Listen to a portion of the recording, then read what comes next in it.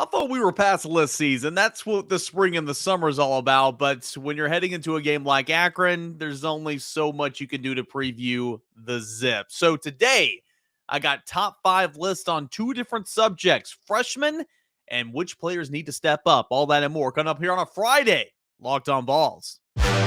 You are Locked on Vols, your daily podcast on the Tennessee Volunteers.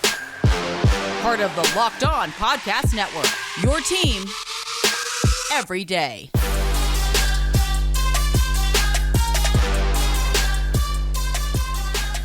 What is up, everybody? Welcome into it. This is Locked on Vols, and I'm your host, Eric Cain. Happy Friday and happy college football weekend. We have made it, and I know that the Tennessee-Akron matchup is not one that you've most looked forward to this season. It's not one that you had circled on your calendar, but hey, football is football. We get to watch it, and there's tons of other games around the Southeastern Conference that we can take part in this week as well. This episode of Locked on Vols is brought to you by BetOnline. BetOnline's got you covered this season with more props and odds and lines than ever before. BetOnline, it is where the game starts. I'm your host, Eric Cain. I also work for VolQuest.com. That's the On3 site that covers the University of Tennessee. And I am, on Rivalry Thursday on Thursday nights. Used to do some radio in Knoxville, Tennessee. Still, you can hear my voice on there from time to time, but mostly I am right here with you here on this podcast with Locked on Vols, and so happy to be here. So you can find this podcast anywhere you find your podcast, and please subscribe on YouTube. Support the show there. All right, let's get into it. So Tennessee and Akron's tomorrow. It's at 7 o'clock. Tennessee is going to wear all orange in this football game, orange tops and orange bottoms. Since we last spoke, Tennessee and Florida for next weekend, the SEC opener for the Volunteers, that has been sold out. So that's going to be just an incredible environment. Tennessee needs to come in here and play a clean and efficient football game and then carry that momentum into the Gators and try to break the skid of, 16 of last 17. We'll obviously talk a lot about that next week, and we're going to get on a bunch of guests next week. A quick sidebar, I tried to get somebody on from Akron, guys. I to no avail. Sometimes in the business, you reach out, and there's just no response back, and that was kind of me this week, and that's okay. If you go to the Akron Athletics website and you try to find a depth chart, or you try to find any information on the Akron's Zips football team, there's not much there. The last thing, I kid you not, as of this time, as of this recording on a Thursday, the last thing they posted on the football website was the recap of the Michigan State game. So goodness gracious, am I right?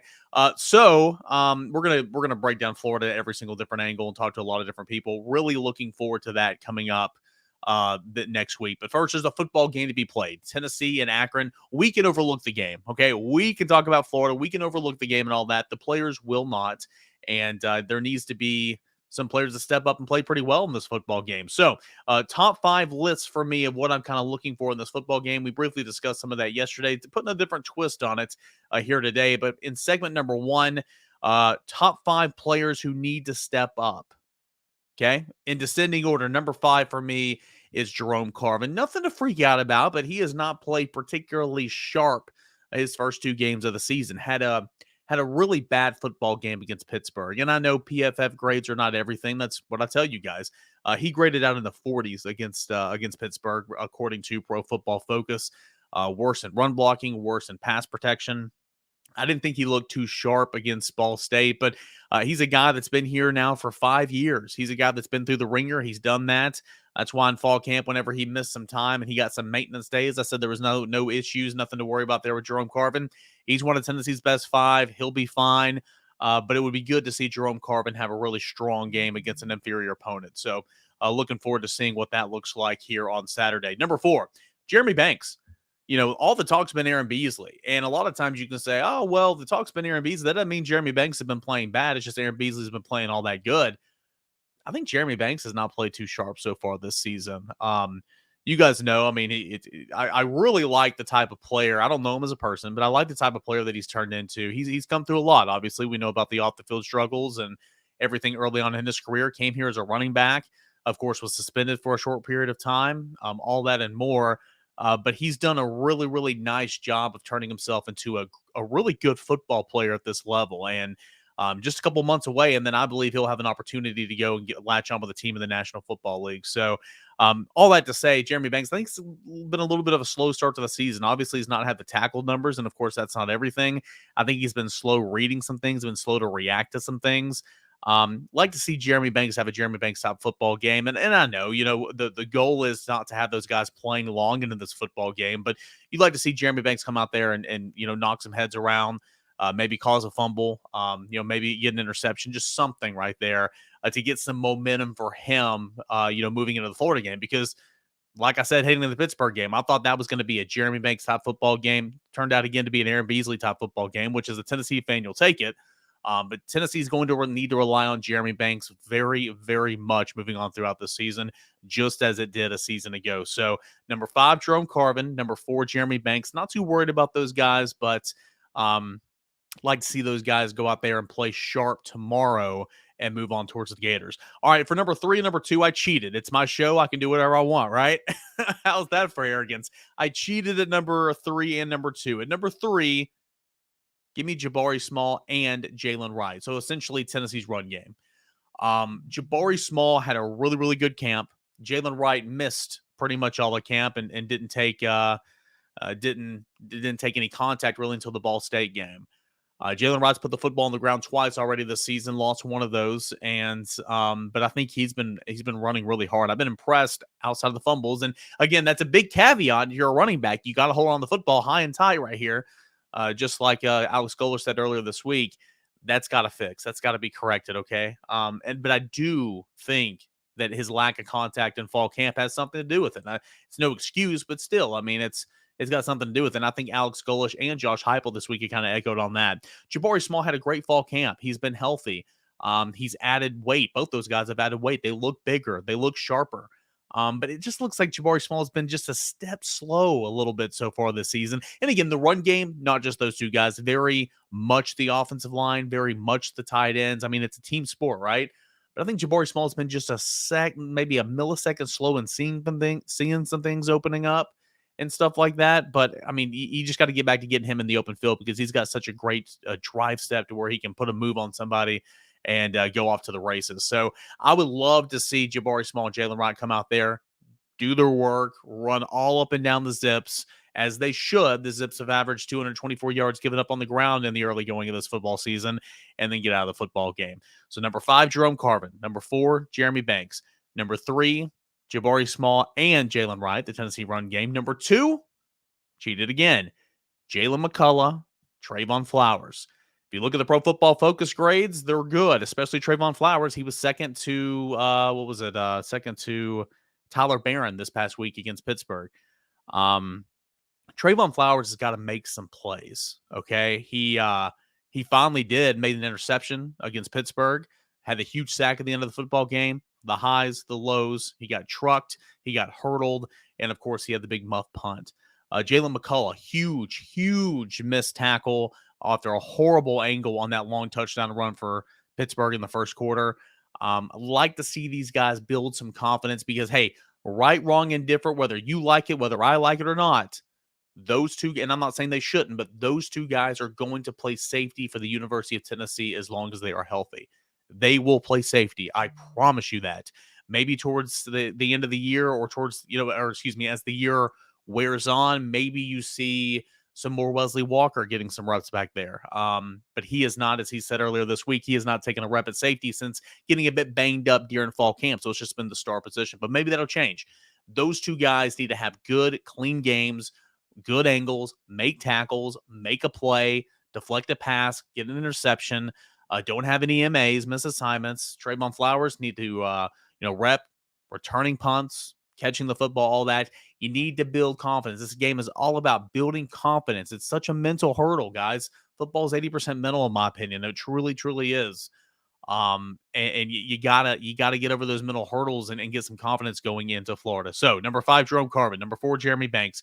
Number 3, Jabari Small and Jalen Wright. Number 2, Trayvon Flowers and Jalen McCullough. Number 1, for me, is going to be Christian Charles. And you're saying, well, what about Christian Charles? He played one snap? Did he even get on the field? He played 2 snaps against Pittsburgh. Played a lot against Ball State. I do believe that you're going to see some, as my dog is barking in the background, hopefully you can't hear that. I do believe you're going to see Christian Charles play a whole lot more in this football game from the beginning. I do believe you're going to see Christian Charles playing a bigger role starting things out tomorrow against Akron. So I think for him, if he's going to start playing a bigger role at the cornerback position, obviously Akron is not Florida. Again, it's about confidence. It's a new position for Christian Charles. Brandon Turnage, of course, is also an option to cornerback as well. D. Williams is continuing to be banged up a little bit with a shoulder injury. But, it's been Kamal Haddon and Warren Burrell the entire time. Let's see if Christian Charles gets a bigger role tomorrow. What's that look like? And what could it mean going into Florida, depending on how he plays? Call it what it is. This is a dress rehearsal, okay? This is a glorified scrimmage. This is an NFL preseason game of sorts. You're not going to learn anything about your team necessarily. It's kind of like the Ball State game. I truly just believe this is a confidence-building game, whether you want to go in there and get injury-free, build some confidence, score some touchdowns, make some stops, and get on to Florida. So those are my top 5 players that I'm intrigued to see play on Saturday. They need to have good games for what's to come the following week. Again, 5, Jerome Carvin, 4, Jeremy Banks, 3, Jabari Small, Jalen Wright, 2, Trayvon Flowers, Jalen McCullough, and number 1 is Christian Charles. Coming up next, my top 5 freshmen that I want to see do some things tomorrow against Akron, so stay tuned. BetOnline is your number 1 source for all your sports betting needs, pro and college football betting, sports information this season. Find all the latest football league developments, game matchups, news, and podcasts, including the biggest games of the season each and every week. BetOnline is your continued source for all your sports wagering information, live betting, esports, scores, reality television, and more. The fastest, easiest way to check in on all your favorite sports and events, including Major League Baseball, MMA, boxing, and golf. Head on over to the website today or use your mobile device to learn about all the latest trends and all the action. BetOnline, it is where the game starts. We'll go back into your Friday edition of Locked On Vols, a part of the Locked On Podcast Network. It is your team every single day. Continue to subscribe, support the show on YouTube, and of course, find us wherever you find your podcast. Give me 5 stars on Apple Podcasts if you wouldn't mind. Put me a nice little positive review. Really, really do appreciate that, guys, and for all of your time that you devote to listening and watching the show means an awful lot. All right, Tennessee and Akron tomorrow. It's going to be at 7 o'clock. This is, again, the one game a year where it's going to be digital, okay? You're not going to find it by turning on the television. So if you're listening right now, how you watch the football game tomorrow is an SEC Network Plus subscription or an ESPN Plus subscription. Of course, you can listen to the Ball Radio Network call right here in Knoxville on the Sports Animal and, of course, WIVK. But every team in the SEC has 1 week a year. This is going back to last year where it's a digital-only broadcast. This is it for the University of Tennessee. So come 7 o'clock, you turn on the television, you're not going to find it. So remember to make accounts and get into that realm right there. Okay, so in segment 1, we talked about the 5 players that need to step up for Tennessee tomorrow. Now, before we get into Mike Wilson of Knox News in segment 3 to give his thoughts on Tennessee through 2 games and looking ahead to Akron, I'm going to give you my top 5 freshmen that I need to see play well tomorrow, okay? Like segment 1, I'm going to go in descending order, starting at number 5. Give me Christian Harrison. If we're going to see more Christian Charles, maybe more Brandon Turnage, we'll see, then, everybody's stepping up essentially at the cornerback position. Give me Christian Charles. This is a game where you're going to see Christian Charles play some football, okay? You're going to see him get in there, and I thought against Ball State, he got in there and he played well in the fourth quarter. Now, it might be the second half of the fourth quarter. It might be the last 2 series on defense that you see Christian Charles play, or excuse me, not Christian Charles, Christian Harrison play, the son of NFL great Rodney Harrison.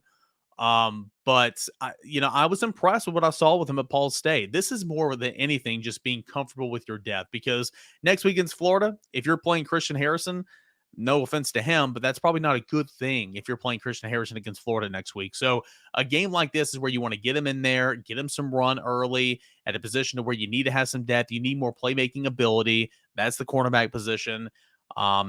So let's see what it looks like there. Okay, let's see what it looks like with Christian Harrison. I expect him to play a lot in the fourth quarter of this football game. Number 4, give me Tyree West. Thought Tyree West, in spring practice would have opened up the season as the backup to Tyler Barron at the defensive end spot.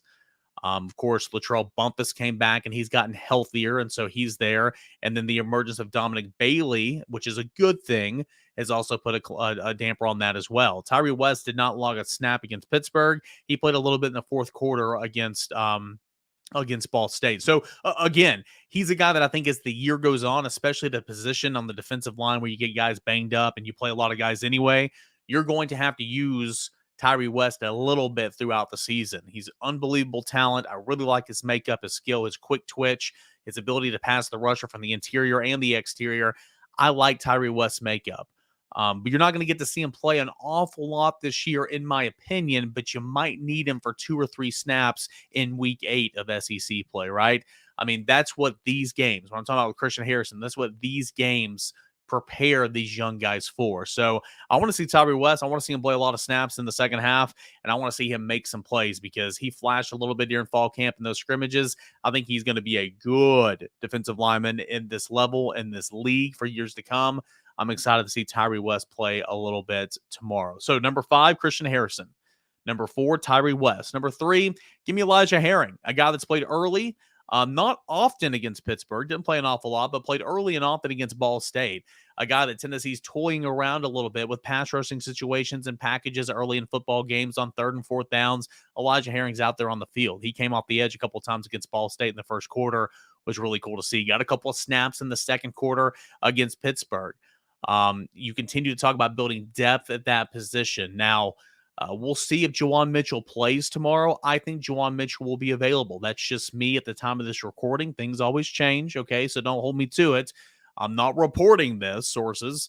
I'm just saying I believe that Juwan Mitchell will be made available to play in this football game. Now, again, you're not taking Aaron Beasley off the field the way he's playing right now. Jeremy Banks is your starter. So Juwan Mitchell is going to be a compliment. Elijah Herring can be a compliment as the year goes on. Because remember, this Tennessee defense looked pretty sharp, was a top 25 defense against the run midway through last year, and then it tailed off. It tailed off in a hurry, sprinting downhill in a hurry, how everybody tailed off, Aaron Beasley included, because you had no depth, because you played 3 linebackers all last year, 2 of those guys who weren't ready.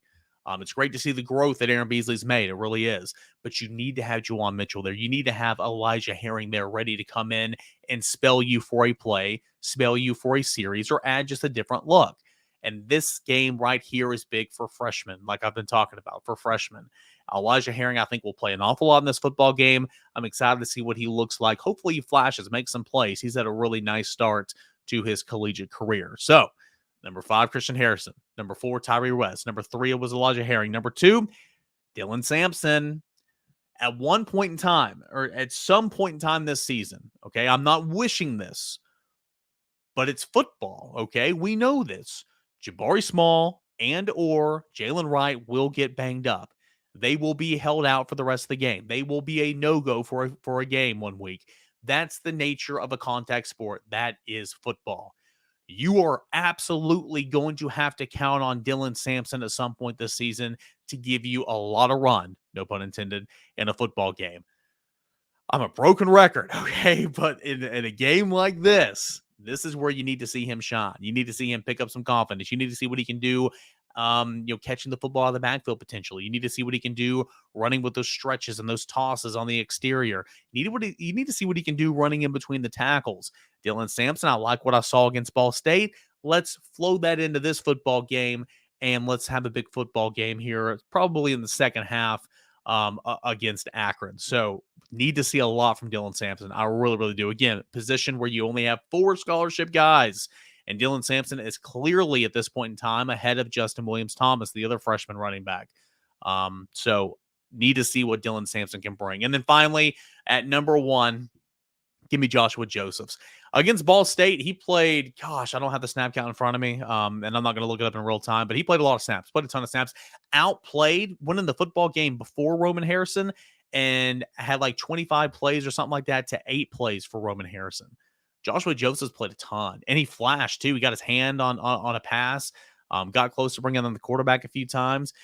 I was encouraged watching Joshua Josephs lead that Ball State game. Now, you got into the Pittsburgh game, whatever the situation was with Roman Harrison, it looked to be rectified. He played 45 snaps, and he looked pretty good against Pittsburgh.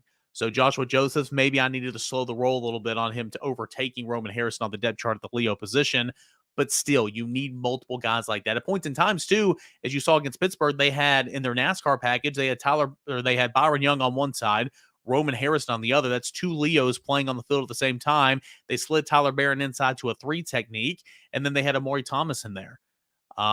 That's two Leos on the field at one time. That means Joshua Josephs was right there to be that next guy. So it's all about situational football, and of course, what you can provide for Tennessee and trying to get to the passer and trying to get to the guy and affect the passer. So Joshua Josephs, I want to see you flash. I want to see you get a sack. I want to see you get a deflection. Couple TFLs. Let's score a touchdown. No, I'm just kidding. Let's see what you can do, because you look good against Ball State. I'm excited to see what you can do against Akron. So again, my top 5 freshmen that I want to see make some plays tomorrow against the Zips. Number 5, Christian Harrison. Number 4, Tyree West. Number 3, Elijah Herring. Number 2, Dylan Sampson. And number 1, Joshua Joseph. So Tennessee and Akron tomorrow, 7 o'clock. Tennessee needs to win this football game. They are 47-point favorites. Goodness. Let's see what they can do tomorrow at 7 o'clock. And, of course, we'll have a Locked On. We'll have a now after the football game I'll tweet out. And, of course, we'll recap it all on Monday as we look ahead at that point officially to the Florida Gators. But Akron comes up first. We'll catch up with Mike Wilson, Knox News. He'll conclude this Friday show, get us ready for the Zips, and discuss what he's seen in Tennessee football so far this year. That's coming up next to conclude a Friday show right here on Locked On Vols. Here with Mike Wilson, Knox News, and Mike, through 2 weeks of the season so far, Tennessee's sitting at 2-0. What have you liked from Tennessee from what you've seen so far? Yeah, I think we've seen 2 different types of games, and I think that's an interesting element with this team. We saw the offense obviously win the first game 59-10, came out crisp, efficient, first string and second string. I thought that was really good to see, and that's what we expect to see. We didn't see that in week 2, but we did see a defense make enough plays, getting sacks, forcing turnovers, and it was kind of a defensive one game, which is not something we saw from this team last year. So I think it's been interesting to see both sides of the ball come through in that respect and win games so far. That's promising. Seeing the defense be able to step up when the offense isn't its best isn't something you could have expected this time last year. Yeah, kind of on that note, I mean, it was huge in my opinion for Tennessee to win that football game the way it did. Do you see any real progress made? I know it's only 2 games, but with getting after the quarterback and the 16 quarterback hurries or whatever, and just the level of play from this defense early on, is there proof in the pudding so far that this defense is better than what it was last year? I think there is. I mean, we need to see, obviously, Florida next week is going to give a bigger indication of that and moving forward in SEC play. But I thought, too, there was a lot of pressure against Ball State. But Ball State's offense was getting the ball out so fast that Tennessee didn't get any sacks, didn't record as many hurries, but they were getting after it. And I think you're seeing a very pressure-filled defense focus on getting after it right now. And I think that's probably in part due to not fully knowing how the secondary is going to perform. I think that helps pressure there by getting the pressure up front. And yeah, I think it's a different built defense, and I think what we're seeing is definitely an emphasis coming off the edge. I mean, Byron Young wasn't proven last year. Tyler Barron was inconsistent. They've got those guys, Joshua Josephs, James Pierce is up and coming in that group too. There's so many more guys off the edge. Roman Harrison. There's so much more talent there that's really making a difference, I think. Aaron Beasley's play, it's been fantastic. And the thing for him, he was playing fine at the beginning of last year, and then he tailed off.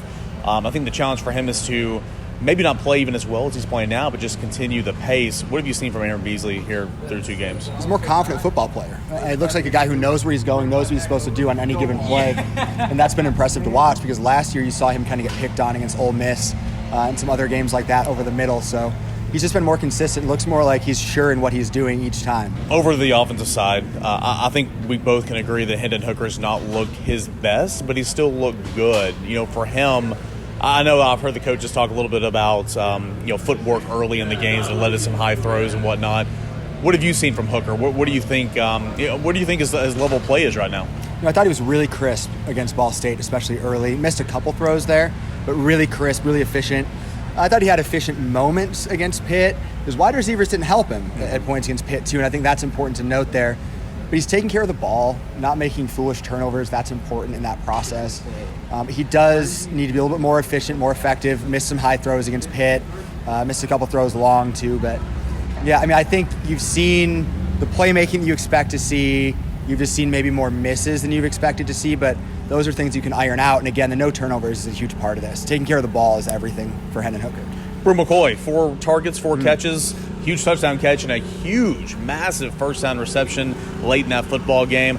It's not been a whole lot, and I do believe that the coaching staff will begin to trust him more, but it was very apparent. They were going to Tillman the entire day against Pittsburgh. It wasn't just Hooker. I mean, that was from the top down. Do you believe that you'll start to see Brew become more impactful in this offense? I do, and I think the impact he's had has been really cool to see. Yeah. I think when you talk about Cedric Tillman on one side and Brew McCoy on the other, that's imposing. Not a lot of teams have one DB that can match up with a 6'3", 200-ish pound receiver, let alone 2 of them. That's pretty rare. So that's a gift for Tennessee to have both of those guys in its arsenal. And what I think we've seen Brew do is exactly what we expected. He's a bully on the edge. He's bigger body. He can make plays, but I also think we've seen more playmaking with speed and athleticism than maybe we knew he had. So there's a good balance to his game there that's definitely going to pay dividends down the road this season. Running game, 2 games, obviously. It was fine against Ball State. And it was struggling. Talking with some of the assistant coaches earlier this week, they pretty much said that they knew they weren't going to be able to run the football much against Pittsburgh, just what they do with their front and everything like that. Having said that, thoughts on Jabari Small and Jalen Wright. Jalen Wright's had a couple of fumbles, but I do think a lot of that goes into, I mean, the dude didn't take a hit all camp long. It's no excuse you can't put the ball on the ground, but I think there's something to that. Yeah, I thought Wright might have been the better running back. I agree. In the Pitt game, especially at points early. I 100% agree. Yeah, he was very effective there. Not that was positive, because last year he was pretty inconsistent. I think he was injured a little bit last year too, and certainly been injured this year in the preseason, so that limited him. But, Tennessee's running game, it's important for its offense. Alex Golesh has talked about that since the day he got here. Josh Heupel talked about the day he was hired. Everyone talks about the passing, but it's kind of established with the run game. So they want to be able to do that. I think it's been good enough. I think there's still a lot of room for improvement in that area, though, for both Small and Wright. I think we saw some Dylan Sampson there early against Ball State. I thought he played well, but it's kind of going to be those top 2 guys at this point. All right, last thing. Obviously, sold-out Florida is going to come to town next week as media covering the team and as fans and everybody around. I mean, that's who we're looking towards. But Akron's first up. What do you need to see from Tennessee, I guess, to say, all right, you've got a whole lot of confidence, a whole lot of momentum riding into Florida? This is the Ball State game all over again to me. It's less about the opponent and more what you're saying about what Tennessee does with it. They took care of business against Ball State. They won by basically 50. That's exactly what you're supposed to do in a game like that.